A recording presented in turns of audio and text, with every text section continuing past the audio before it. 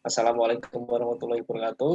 Untuk memenuhi tugas mata kuliah ekonomi kelembagaan, kami akan menjelaskan mengenai pengertian ekonomi kelembagaan dan juga nanti akan dijelaskan salah satu contoh dari ekonomi kelembagaan. Perkenalkan, anggota kelompok kami ada Raihan Afi, NIM 27, Theodori Lawson, NIM 28, Yusiano Val, NIM 35, Bagus Prasetyo, NIM 57, Saka Adi Nugroho, NIM 79, dan Nugroho Abimanyu, NIM 94. Pengertian dari ekonomi kelembagaan adalah cabang ilmu ekonomi yang menekankan pada pentingnya aspek kelembagaan dalam menentukan bagaimana sistem ekonomi dan sosial bekerja. Salah satu kunci dalam aspek ekonomi kelembagaan adalah menyangkut property right atau hak kepemilikan. Property right ini melekat dalam bentuk aturan formal dan juga norma sosial dan adat. Relevansi hak pemilikan ini tergantung dari seberapa besar ia bisa dijalankan dan diakui dalam masyarakat. Selanjutnya, pernikahan adat Karo.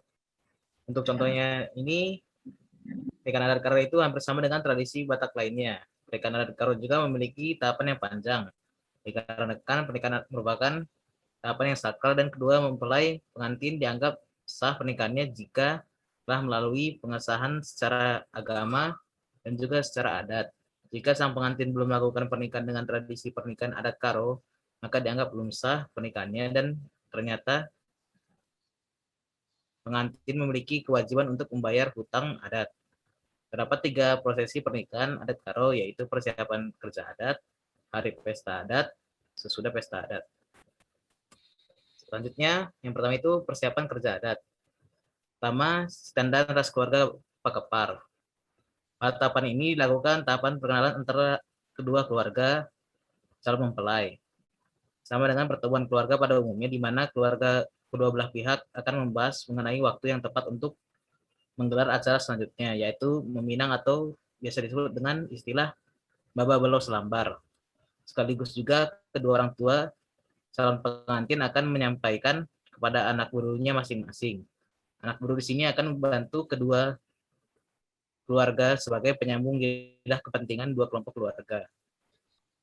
Yang kedua itu dalam persiapan kerja adat yaitu baba selalu selembar. Itu membawa selembar daun sirih. Baba belo daun selembar ini adalah membawa selembar daun sirih yang merupakan acara untuk meminang sang wanita. Di sini sang wanita akan ditanyai kesiapannya untuk berkeluarga dan dipinang oleh keluarga sang pria. Selanjutnya nganting manuk. Pada prosesi ini kedua keluarga akan melakukan pertemuan kembali untuk membahas lebih detail hal-hal mengenai pernikahan, mulai dari hari dan tempat pelaksanaan, mahar, hingga hutang-hutang adat pada pesta pernikahan yang dilaksanakan nantinya. Selanjutnya ada hari pesta adat. Yang pertama, kerja adat. Sebelum melakukan kerja adat ini, biasanya dilakukan dahulu tahapan pengesahan secara agama yang dianut. Baru setelah usai, maka dilanjut dengan prosesi kerja adat di tempat sang wanita yang telah ditentukan. Pada tahapan ini, seluruh sanak keluarga yang diundang akan berkumpul semua dan akan melakukan prosesi adat runggu sangkep geluh dan tahapan acara lainnya. Dihadir oleh sanak keluarga yang ramai berdatangan, maka suasana yang tercipta lebih suka cita namun tetap sakral juga karena diisi dengan doa dan juga nasihat dari para kalimbubu masing-masing. Selain itu, pada tahap ini kedua mempelai yang telah sah menjadi suami istri diwajibkan untuk menari atau biasa disebut landek. Yang kedua ada persadan tendi. Setelah prosesi kerja adat selesai, masih ada rangkaian prosesi lainnya yaitu persadan tendi. Prosesi persadan tendi ini dilakukan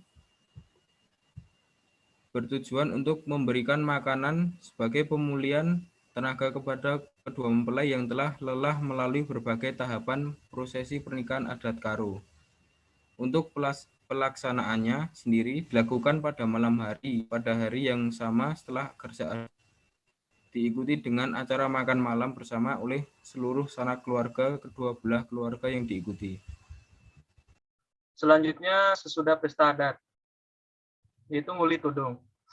Jika pesta adat sudah selesai, bukan berarti prosesi pernikahan adat Karo berhenti sampai di sini saja.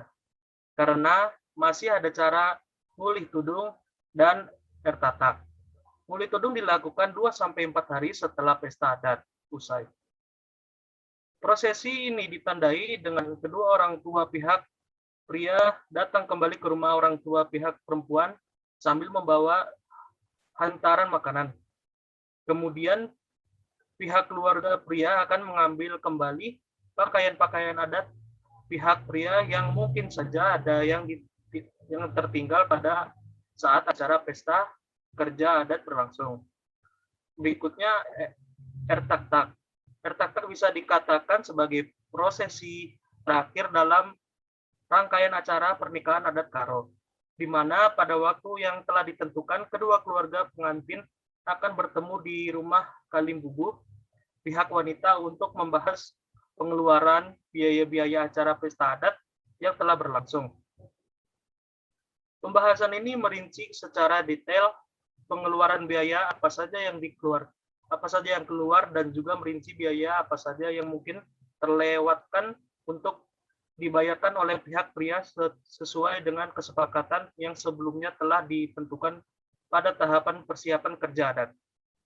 Setelah acara ertaktak ini selesai dilaksanakan, maka ditutup dengan acara makan bersama antara kedua keluarga yang hadir.